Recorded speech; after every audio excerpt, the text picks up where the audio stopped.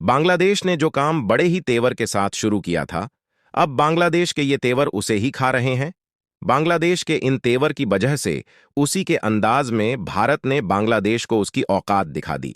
अब बांग्लादेश कभी भी भारत को अपनी अकड़ दिखाने की कोशिश नहीं करेगा, क्योंकि उसे अब धीरे धीरे समझ आ रहा है कि भारत से अगर हम दुश्मनी करेंगे तो हम भूखे भी मर सकते हैं। पिछले कुछ दिनों से भारत और बांग्लादेश में एक दूसरे के खिलाफ चल रही दुश्मनी को देखते हुए एक बैठक हुई। इस बैठक को काफी अहम माना जा रहा है। माना जा रहा है कि इस बैठक के जरिए बांग्लादेश ने भारत के साथ मौजूदा तनाव पर अपना रुख साफ कर दिया है। आप लोग तो ये बात भली भांति जानते होंगे कि बांग्लादेश जैसे देशों की गिनती तो गरीब देशों में भी नहीं की जाती है, बल्कि इन्हें भिखारियों में गिना जाता है। लेकिन फिर भी इनके तेवर बहुत ज्यादा है। अगर बांग्लादेश और पाकिस्तान जैसे देशों को भारत मदद ना दे तो ये भिखारी ही बन जाएंगे। भारत से मदद मिलने के बावजूद ये भारत को अपनी अकड़ दिखा रहे हैं। जब से बांग्लादेश से शेख हसीना को हटाया गया है, तब से बांग्लादेश के नए लीडर मोहम्मद यूनुस ने भारत को अपनी अकड़ दिखाना शुरू कर दिया है। लेकिन अब जो भारत ने बांग्लादेश के साथ किया है, इसके बाद शायद ही बांग्लादेश भारत को अपने तेवर दिखाएगा। आखिर पूरी डेवलपमेंट क्या, ये सब हम इस वीडियो में जानेंगे। बांग्लादेश में हिंदुओं और मंदिरों पर हो रहे हमलों को लेकर भारत में गुस्सा है। इस कारण कुछ लोग भारत से बांग्लादेश के साथ व्यापार बंद करने की मांग कर रहे हैं। बांग्लादेश के फाइनेंस एडवाइजर डॉ सालेहुद्दीन अहमद ने 4 दिसंबर 2024 को कहा कि बांग्लादेश उन देशों से सामान खरीदेगा जो अच्छी गुणवत्ता, कम कीमत और जल्दी डिलीवरी देंगे। ये भारत हो सकता है या कोई और देश। उन्होंने साफ कहा कि व्यापार के मुद्दे पर राजनीति नहीं होगी। उन्होंने यह भी बताया कि बांग्लादेश भारत, म्यांमार और वियतनाम से बातचीत कर रहा है। सोयाबीन तेल की कीमत बढ़ने और बाजार की स्थिति पर बात करते हुए उन्होंने कहा कि जरूरी सामानों के दाम कम हुए हैं और चावल दाल जैसे उत्पाद पहले की तरह आयात किए जा रहे हैं। रमजान के समय सामान की कीमतों में और कमी आने का वादा भी किया। भारत और बांग्लादेश के बीच तनाव बढ़ने का कारण वहां हिंदुओं और मंदिरों पर हो रहे हमले हैं। हाल ही में इस्कॉन के पुजारी की गिरफ्तारी ने स्थिति और खराब कर दी। भारत लगातार इन घटनाओं पर आपत्ति जता रहा है। भारत बांग्लादेश का सबसे बड़ा व्यापारिक साझेदार है। 2022 से 23 में भारत ने बांग्लादेश को $2 अरब का निर्यात किया और दोनों देशों का कुल व्यापार $15.9 अरब का रहा। हालांकि मौजूदा हालात का व्यापार पर असर पड़ सकता है। त्रिपुरा की राजधानी अगरतला में कांग्रेस ने बांग्लादेश के मुख्य सलाहकार मोहम्मद यूनुस के खिलाफ प्रदर्शन किया और वहां जेल में बंद चिन्मय प्रभु की रिहाई की मांग की। उनका कहना है कि अब बांग्लादेश में कोई अपने धर्म के लिए बोल नहीं सकता। जल्द से जल्द चिन्मय प्रभु की रिहाई करवानी चाहिए। त्रिपुरा के होटल और रेस्टोरेंट संचालकों ने फैसला किया कि वे बांग्लादेशी यात्रियों को खाना और कमरा नहीं देंगे। यह कदम बांग्लादेश में हिंदुओं पर हो रही हिंसा के विरोध में उठाया गया।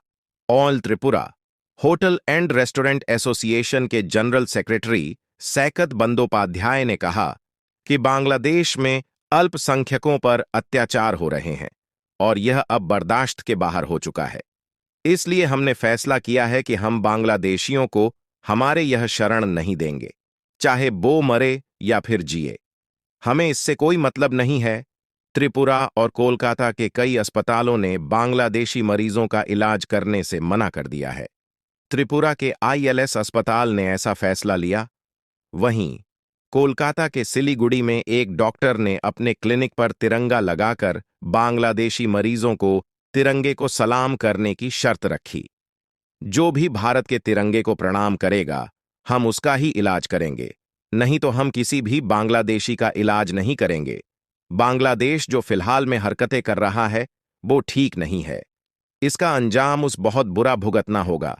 अगरतला में प्रदर्शन के दौरान 50 से ज्यादा लोग बांग्लादेशी असिस्टेंट हाई कमीशन के परिसर में घुस गए। इस घटना के बाद 3 पुलिस सब इंस्पेक्टरों को सस्पेंड कर दिया गया और एक डीएसपी को ड्यूटी में लापरवाही के लिए कार्रवाई का सामना करना पड़ा। अगर पुलिस प्रशासन लापरवाही करती है तो ये बांग्लादेशी हमारे देश में आकर कुछ भी कर सकते हैं जो हम नहीं चाहते हैं। बांग्लादेश में धर्मगुरु चिन्मय प्रभु पर देशद्रोह का आरोप लगा है और वे जेल में हैं। उनके वकील रमन रॉय पर कट्टरपंथियों ने हमला किया, जिससे वे गंभीर हालत में आईसीयू में हैं। शायद अब उनने अस्पताल में अपना दम तोड़ दिया है। बांग्लादेशी मुसलमान बहुत ही बुरी तरीके से हिंदुओं पर अत्याचार कर रहे हैं और उन्हें ठीक से जीने भी नहीं दे रहे हैं। बांग्लादेश में हिंदुओं की हालत बहुत खराब है। पश्चिम बंगाल की मुख्यमंत्री ममता बनर्जी ने बांग्लादेश में शांति बनाए रखने के लिए United Nations peace keeping force तैनात करने की मांग की है। उन्होंने कहा कि धार्मिक अत्याचार किसी भी देश में हो, उसकी निंदा होनी चाहिए। बांग्लादेश की स्वतंत्रता और संप्रभुता रक्षा कमेटी के संयोजक सईद अहमद सरकार ने ममता बनर्जी के बयान की आलोचना की। उन्होंने बीबीसी बांग्ला से कहा कि भारत के मीडिया में बांग्लादेश के खिलाफ झूठी बातें फैलाई जा रही हैं और गलतफहमियां पैदा की जा रही हैं। उन्होंने यह भी कहा कि भारत को समझना चाहिए कि बांग्लादेश में एक बड़ा जन आंदोलन हुआ है और भारत को बांग्लादेश के मामलों में दखल नहीं देना चाहिए। सईद अहमद ने कहा, हमारे देश में हिंदू या किसी और के बीच भेदभाव नहीं है। हम सब बांग्लादेशी हैं। भारत को पहले जैसा बर्ताव नहीं करना चाहिए। इसका मतलब तो ये है कि बांग्लादेश अत्याचार करता रहे और दुनिया में रहने वाले सभी हिंदू केवल तमाशा देखे। कुछ लोगों का कहना है कि भारत से जाने वाली सब्जियां जैसे आलू, प्याज, टमाटर आदि बिल्कुल भी बांग्लादेश में न भेजे जाएं, ताकि वहां पर महंगाई और भी ज्यादा बढ़ जाए, जिससे बांग्लादेश को उसकी औकात याद आ जाएगी। बांग्लादेश का कपड़ा उद्योग बड़ी हद तक भारत से मिलने वाले कच्चे माल पर निर्भर है। हालांकि बांग्लादेश की अर्थव्यवस्था अभी तक कोविड महामारी के पहले वाले मजबूत दौर में वापस नहीं आ सकी है। इसी बीच बांग्लादेश में प्रधानमंत्री शेख हसीना को सत्ता से बाहर होना पड़ा, जिससे देश में राजनीतिक अस्थिरता बढ़ गई है। भारत के साथ संबंध खराब होने से बांग्लादेश को आर्थिक नुकसान हो सकता है, खासकर कपड़ा उद्योग और व्यापार में। पहले जब शेख हसीना बांग्लादेश की लीडर थी, जब भारत के रिश्ते बांग्लादेश से कभी अच्छे थे, लेकिन अब ऐसा नहीं है। अब भारत और बांग्लादेश के रिश्ते और भी ज्यादा बिगड़ गए हैं। शेख हसीना के सरकार से हटने के बाद उन्होंने भारत में शरण ली। उनके सत्ता से हटने के बाद बांग्लादेश में हिंदुओं और अन्य अल्पसंख्यक समुदायों पर हमलों की घटनाएं बढ़ने लगीं। भारत ने इन हमलों पर कड़ी प्रतिक्रिया देते हुए बांग्लादेश में हिंदुओं और अन्य अल्पसंख्यकों की सुरक्षा की मांग की। इससे दोनों देशों के बीच तनाव और बढ़ गया। तनाव तब और बढ़ा जब बांग्लादेश में इस्कॉन और सनातन जागरण मंच से जुड़े महंत चिन्मय कृष्णदास को देशद्रोह के आरोप में गिरफ्तार कर लिया गया। इस घटना को लेकर भारत और बांग्लादेश के बीच तीखी बयानबाजी हुई। फिलहाल चिन्मय कृष्णदास बांग्लादेश की जेल में बंद हैं।